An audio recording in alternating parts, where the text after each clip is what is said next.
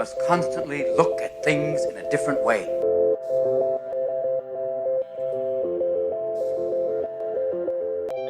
The Healthcare Education Transformation Podcast was created by two physical therapists out of the desire to learn more about the different educational roles in physical therapy and healthcare, and how healthcare education works by talking with educational leaders and people with different perspectives within physical therapy and across interdisciplinary lines on how education can be improved to disrupt the status quo of healthcare education. This is our journey, and thanks for listening. Are you a third-year physical therapy student that excels on tests when you have study guides, checklists, and deadlines?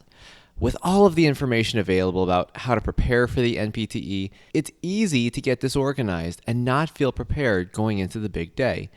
NPTE Prep Success is an online course that provides PT students easy-to-use study guides and step-by-step guidance through the NPTE preparation. To learn more, visit kylericeprep.com. Thank you again all for your continued support, and now for the show. Hello everyone, welcome to another episode of the Healthcare Education Transformation Podcast. We are here live from the APTA's next conference in Orlando. I am joined by, of course, Stephanie Wyrock, fellow co-host. Anyway, today we have the distinct pleasure of having Rick Daigle on the show today, joining us. So, for those of you who don't know, Rick actually does a lot of stuff, but the big thing we're going to be talking about today is regarding kind of his continuing Asian company. So Rick, welcome. Thank you, appreciate it. Today. And do you mind giving our listeners a little bit of background into who you are and kind of how you really started this process of developing the company? Yeah, I mean, man, I'm excited to be on here talking with you guys today. I've been listening to what you guys have been putting out for a while now and just love the content. So it's an honor for me to be here with you guys. I've been a physical therapist for 14, 15 years now, and I've been teaching continuing ed for probably about 8-9 years. And I started Medical Minds about 5 years ago because I was getting frustrated, teaching for other organizations and not necessarily being able to have kind of the free reign of doing things the way that I wanted to do things. So started Medical Minds with the idea of trying to provide high quality education at an affordable price for people. And that's where it all started, and it's just continually expanded and grown since that point. We've got about 30 instructors that travel nationwide and teach for us. I'm still traveling and teaching, not as much as I used to, which is kind of nice. Kind of lived in airports for a long time, so it's nice to take a break from that. But really, we're just trying to provide good quality education that's fun for people, bring on instructors that are engaging and can keep a room happy and excited for a day-long seminar or 2-day-long seminar, and then be able to take it back to the clinic and use it the next day. Great. That's the biggest thing for us. Right. So kind of going into that, like you mentioning kind of what that is, what are some of the terms of education, like what kind of branches and what kind of things specifically, like ortho, neuro, and kind of what's the platform specifically? And so just for someone who's going to get some context.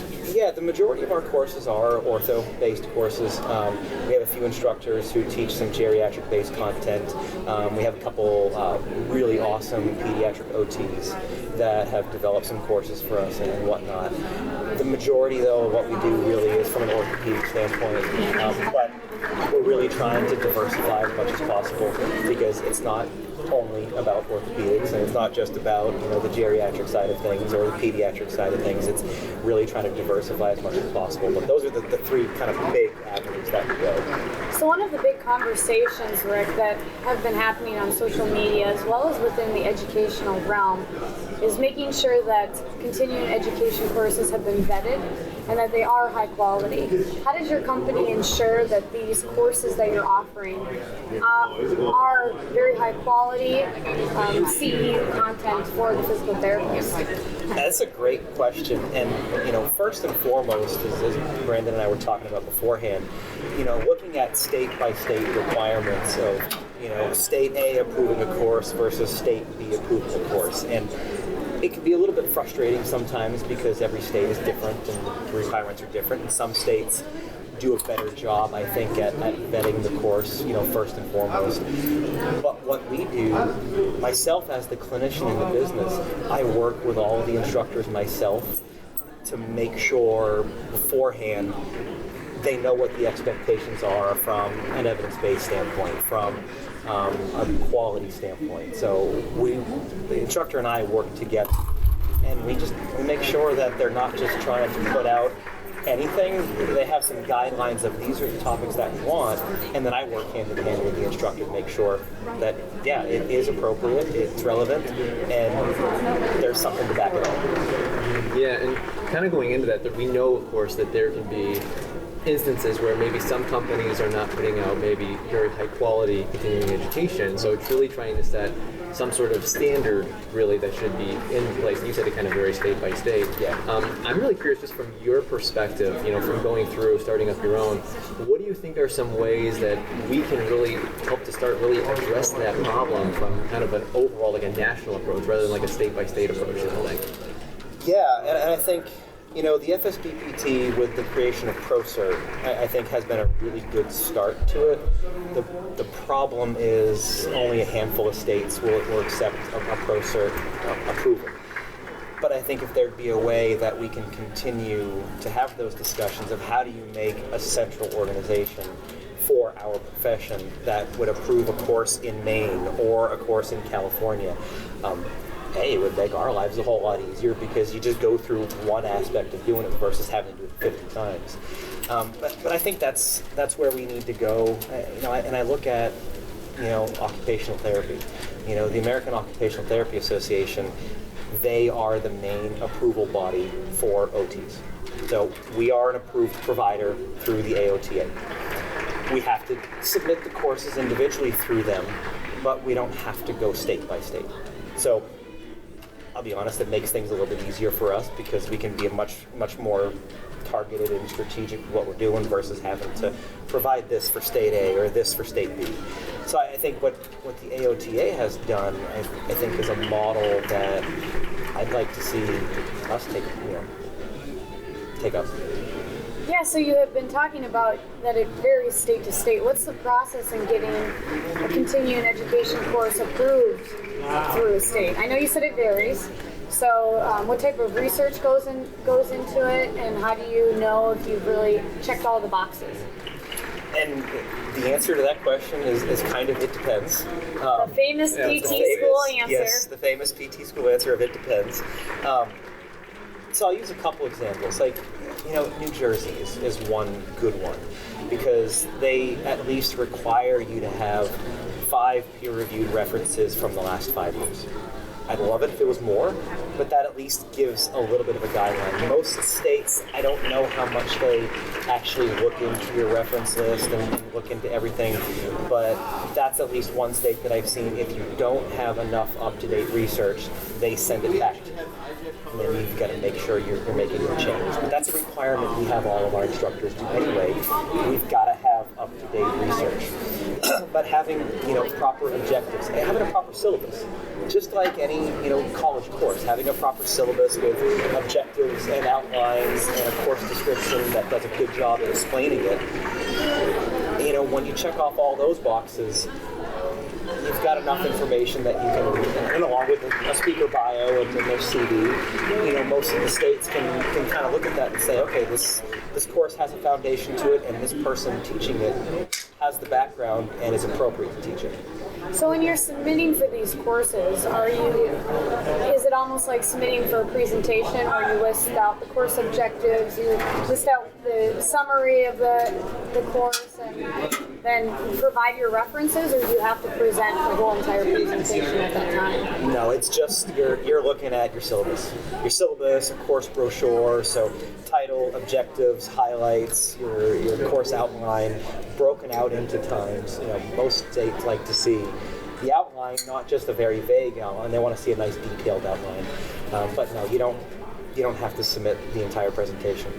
I want to go a little bit deeper into the reference aspect of it. You said that New Jersey has set the standard where you need to have at least 5 peer-reviewed references over the last 5 years. Ideally, what are your thoughts on what should actually be recommended? It seems to me that doesn't seem like enough, especially since you're trying to obviously maybe learn a new content area or improve the content area that you currently are studying. What are your thoughts on that? And if you could create a standardized system, what would your standards be? Wow, that's a good question. And I think kind of going off on your first question, I agree, 5 is not enough. But it's better than saying, no, we don't care what your reference list is. So I do think the 5 is at least a good starting point. And I don't know if there's a specific minimum number, because you could have 5 really, really good, high-quality studies, or you could have 15 horrible studies. So I think there needs to be a better way of addressing, and as we were talking beforehand, addressing the quality of the research. Organizations that, states that approve our courses, I have no idea how in-depth they look into your reference list. I don't know if they look at each and they appraise it and they decide what the quality level is or not, but I think they should. I just don't know if that's something that they necessarily have time to do or whatnot, because you're getting tons and tons of course submissions probably every week in each state, so it's a lot for them to sift through. I think the ideal world would be going back to having one central organization that really looks into your entire company and your entire foundation. And like the AOTA, they look at our policies and procedures. They look at how we utilize our surveys after post-course. So I think if there were ways to do that, that would be something I'd like to see. I think it's interesting that you mention assessing the quality of the evidence, because that's something that I think physical therapists are getting better at doing, but definitely are not quite experts at yet. And I really appreciate that comment, because I think as professionals, we do need to be, and they talked a lot about this in today's Macmillan lecture, which is the big lecture that happens at APTA Next, is they talk about the importance of, as a clinician, being able to assess the quality of the evidence and making sure that the study that you're reading actually is something that you're able to critically think about, and you're not just saying, oh, I do this in practice, oh look, I found a study to do it. So I really do appreciate that comment, and I think it fits in well with what's going on here at the APTA Next conference. Yeah, so let's build off that just a little bit, because Rick, you and I were talking beforehand about kind of what are some of the reasons or barriers perhaps that in terms of like clinician development. Obviously there's a lot of factors including cost, location. What are some of your ideas that you can think of, other than what we've talked about already, that can really start to maybe limit the barriers in terms of why a clinician might choose an easier to access or cheaper or closer course to really get that really true quality course that perhaps originally might have been a real struggle to do? Yeah, no, and I think there's a lot of barriers because cost, for one. And I've seen over the last 5 to 7 years, more and more facilities are not reimbursing for continuing education. And so now when you have to take that extra cost on yourself, you've got to think about, okay, it costs me X dollars for this course, but it's now 5 hours, 6 hours away, so now I've got to pay for a hotel, and I've got gas money, and it's going to be food on the road. So just looking at the cost of the course alone, isn't enough, because that's a huge barrier. So what we try to do is provide courses in big metro markets, but also provide courses in smaller rural areas. We've got a course later this year down in Corpus Christi, Texas, which is way down at the bottom of the state, where we could send a course maybe to Houston or to Dallas or to Austin, have a bigger market, a bigger pull, but we're trying to provide the education in smaller, underserved markets so people don't necessarily have to travel as much. I think that's a huge barrier, and I think clinicians need to, just like we need to be better about critically appraising the research, we need to be better about appraising the course content before we go. Just because you get a brochure in the mail and the title of the course is nice and big and bold and it looks all sexy, doesn't necessarily mean it's going to be good. So, when I get a course brochure in the mail and I'm going to take something, I'm looking at who's the speaker. I'm looking at the course description. Is it well written? Or is it just a bunch of stuff pieced together? And then I'm really taking a look at the outline and trying to say, how is this going to benefit me with my practice? And how am I going to be able to use this immediately when I leave the course? So I think we need to be better about appraising research, but also appraising the brochures we get in the mail every single day. I think that's a really good point there. And perhaps you ever listen to as a clinician who perhaps is like, well, what are some of these good institutions or clinical education units or companies that we should look into? So from your experience, from your situation, what are some really progressive and innovative and truly companies that really set this standard that perhaps you don't think most PTs are aware of? Wow, that's a really good question. Obviously, I think Medical Minds in Motion is one. Obviously. I think ICE seminars is probably the one that stands out to me the most, with just the really high level of quality content. But I think more so it's the companies that try to not do too many spin-offs off of one course that was really good. I think, staying in your lane and being really good, being great at something versus being okay at too many things. So I think ICE is the big one that stands out to me. Obviously, MedBridge. The amount of education you can get off of MedBridge for what you're paying is just phenomenal. And they bring in great speakers and people who are really good at what they do, experts in the field that maybe we wouldn't necessarily have a chance to go see at a live seminar. So I think those are the two big ones for me. Yeah, and to kind of add on to that, one thing that, at least because I'm also very familiar with ICE as well, and I agree, I really respect them and like what they do. One thing that I also find that's unique about them is that sense of community, because it's not just you just go to a course and then you're done. No, there's a community of involvement that really works on integrating some of that stuff, because they even say, we realize you're not going to be able to do it all perfectly. You have enough to get started. We're going to be a community and serve as a resource for when that next step occurs for you develops. So I think that's been huge for me. You can only get so much in a 1-day, 2-day, 3-day course. So having the ability to continue discussions and continue learning even after the fact, I think is critical.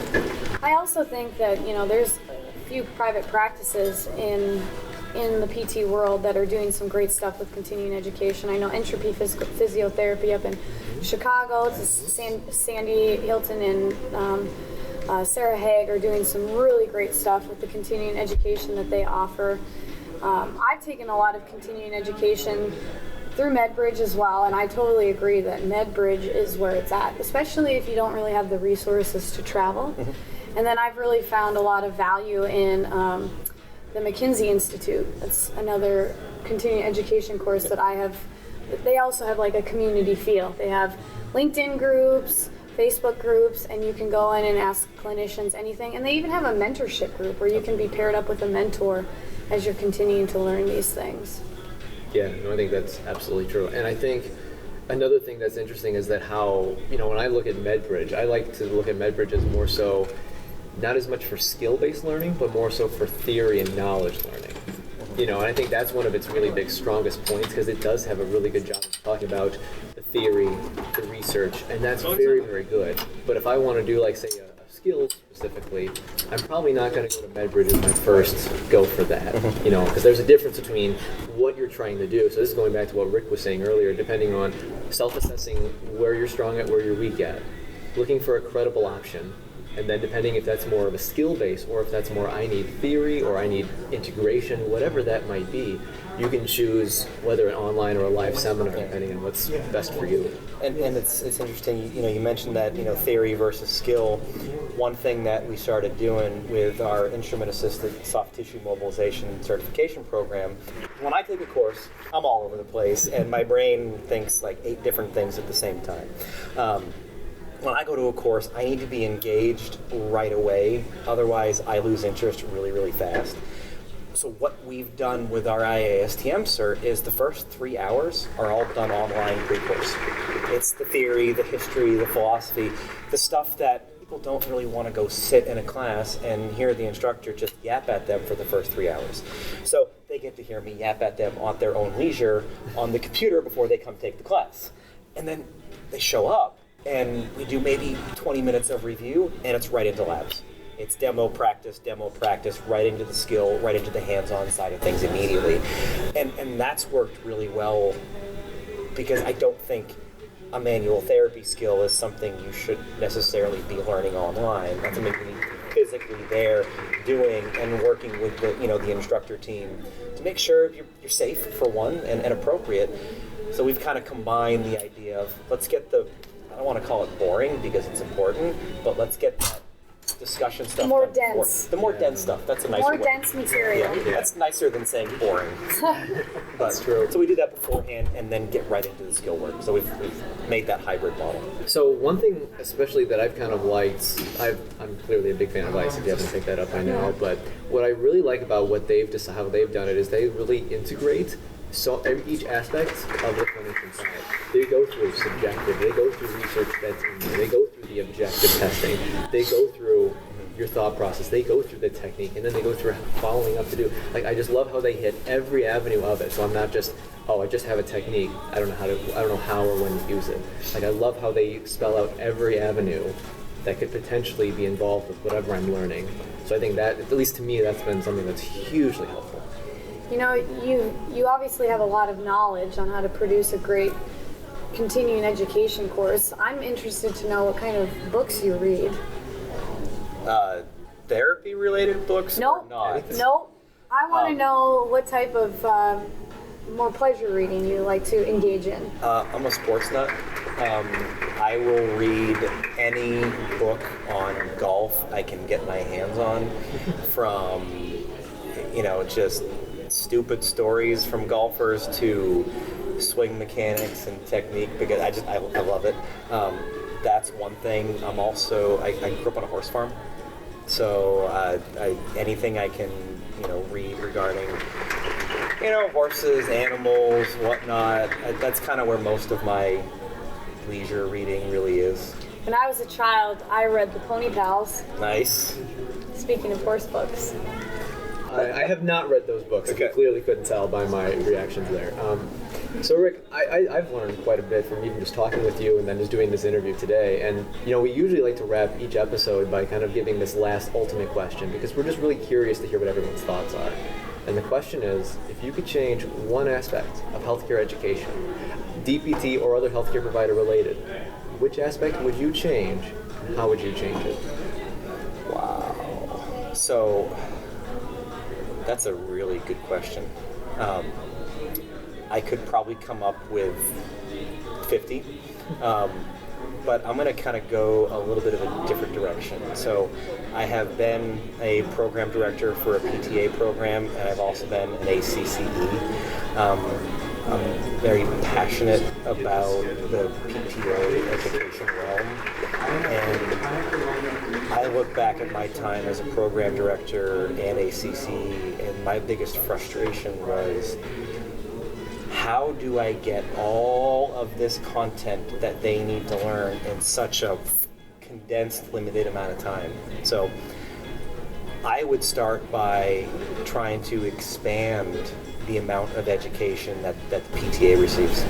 And whether that means, I know there's a lot of discussion about going from an associate's degree to a bachelor's degree. Whether that's the right answer or not, that's not my decision to make. But trying to expand the education for PTAs, I think, would be something I'd like to see a major change happen with. We just don't have enough time. I think time is a big barrier, because when you look at all of the evaluative criteria through CAPTE that you need, and then look at the amount of clinical hours that you need, and the amount of class hours, and unfortunately you're limited by each state board of education of how many credit hours a student can take for an associate's degree, and part of that has to be in general ed. So I think that's the biggest barrier, because you have to give more of an overview of a lot of things versus an in-depth analysis of, I'll take manual therapy as an example. I mean, the amount of time that you have to go through manual therapy education in most PTA programs is a sliver of what I think anyone would need. Or even manual muscle testing. Exactly. So I think that one of the things that needs to be done in PTA programs is we just need to have physical therapists or physical therapist assistants, depending on who's mentoring the student. They really need to make sure that they are engaging the student and mentoring them well. I have seen we've had PTA students come through our clinic, and their biggest comment is, yeah, I was just basically a workhorse. I didn't get a lot of great mentorship. And that's one thing that they loved about coming to our facility, is that they felt like they got really great mentorship. And that's something that I think as physical therapists we don't necessarily do as well as maybe we do with PT students. I think that that would be maybe one consideration for that idea, building on your idea. I can't argue with that one. I mean, I've seen it, PT and PTA students come back from certain rotations saying, I didn't do anything. They just made me, I was a number.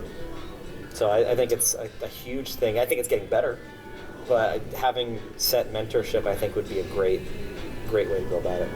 Anyone who puts their mind to it and looks for opportunity, it's there. It's there. You just got to put, maybe someone might have to jump through some more hurdles and spend some more time, getting to where they want to get. But I think there's opportunity there for everyone, whether you're a PT or a PTA.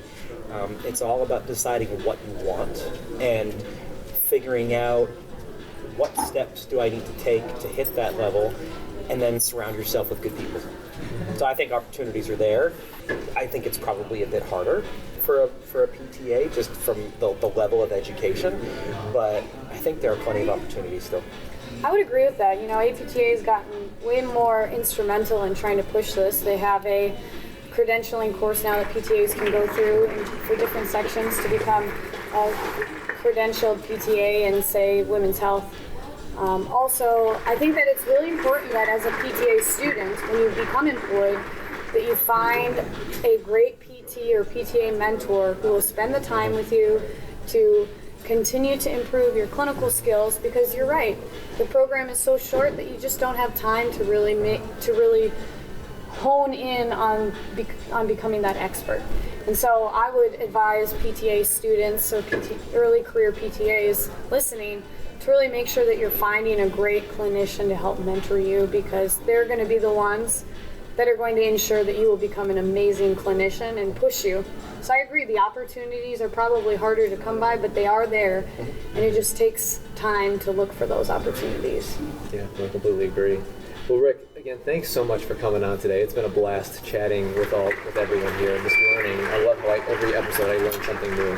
Where can people find you online or on social media if they want to reach out or kind of find out more? Yeah, so people can find me on Facebook, friend request me, I'll accept it. I have no qualms about that. medicalmindsinmotion.com is our website. Also have our Facebook page. My Instagram handle is caffeinated CrossFit Physio.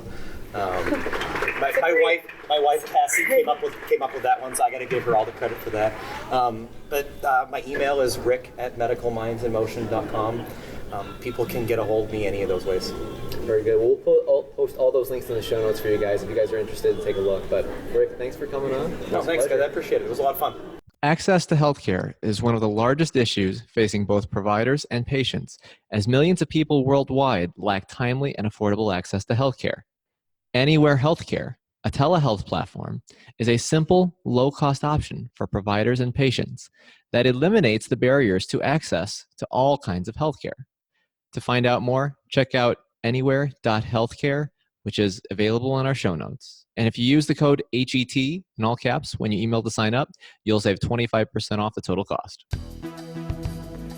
Thank you for attending class today, and we hope that you learned something and gained value from the content. If you'd like to schedule office hours with us, feel free to add us on Twitter at HET Podcast, on Instagram, HET Podcast, on Facebook, the Healthcare Education Transformation Podcast, and the homepage, healthcareeducationtransformationpodcast.com. And for those of you following along in the syllabus, extra credit can be obtained by liking us, sharing us, and leaving a review. Let's continue our journey up Mount Educational Success as lifelong learners.